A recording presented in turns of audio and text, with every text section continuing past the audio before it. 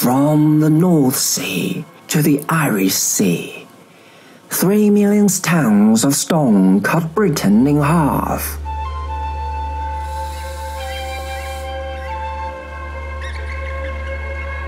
For 300 years, Hadrian's Wall stood as the northern frontier of the Roman Empire. Within it was law, order, and prosperity.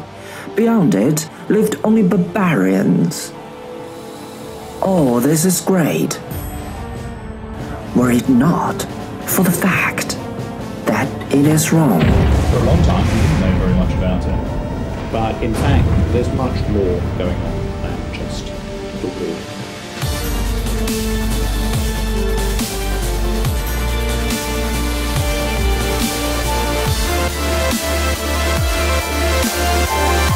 Hadrian's Wall was extremely cosmopolitan.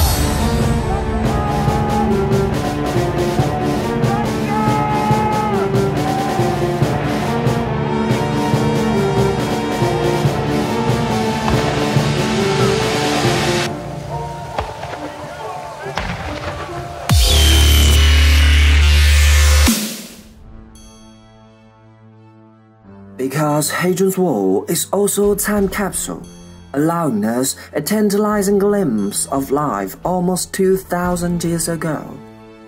Thanks to work done by archaeologists in recent years, we now know that the Romans look at their border rather differently than we'd imagine. From a Roman point of view, they may actually have had their frontier lines, but the Romans would not have said, we can't go any further forward. They wouldn't have necessarily felt that they were ceding any moral right to space to the north. They would have no qualms about intervening in whichever way they chose to do. It was a question partly of expedience too. The highland lands were rather more difficult for the Romans to control. There were fewer population centres for them to police. So treaty arrangements and occasional roads and routine control were sufficient. Living outside the empire's border does not guarantee that mighty Rome will leave you alone, especially considering that Rome successfully minded almost everybody else's business along their borders.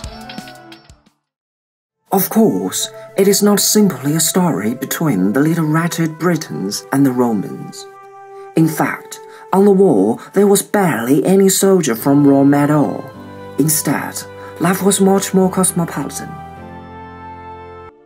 Hadrian's Wall was extremely cosmopolitan. We've got people from Gaul, people from northwest Spain, the Asturians, people from Hungary, who were the Pannonian units, people from modern-day Romania, Rhineland, what is now Switzerland and Germany, southern Bulgaria and what is European Turkey nowadays, Holland, parts of Belgium. We've got people from southwest France, the Dalmatians, who are from modern-day Croatia.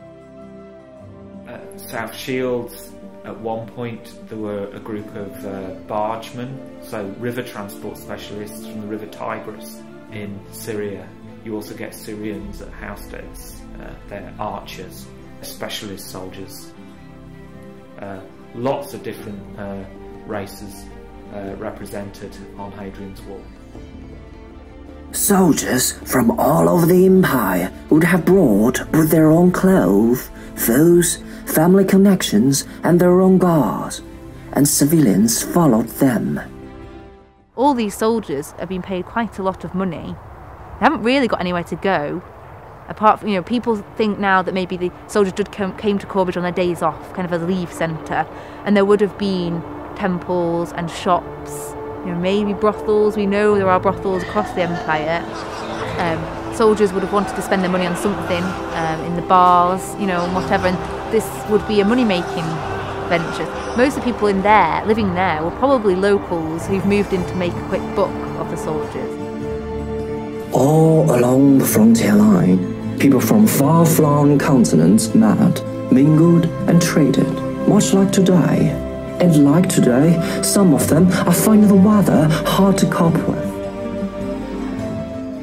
There's a letter from the commanding officer's wife to the commanding officer's wife at Wall's End asking her to come to her birthday party. And there's letters from soldiers writing home saying, please can you send me more socks? It's cold up here. And it makes you realise and really think that they were just real people, and probably homesick, like many of us would be. A lot of them were very far from home. So. All these men and women have long vanished, with all their love, greed, and frustration, along with the frontier that guarded Rome 1,500 miles away.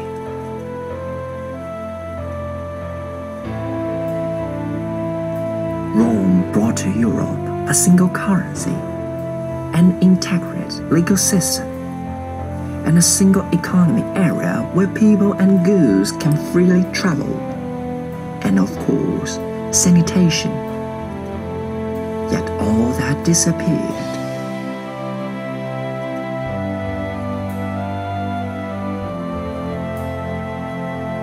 Today, only the stones stand testament to the once vast reach of the Rome.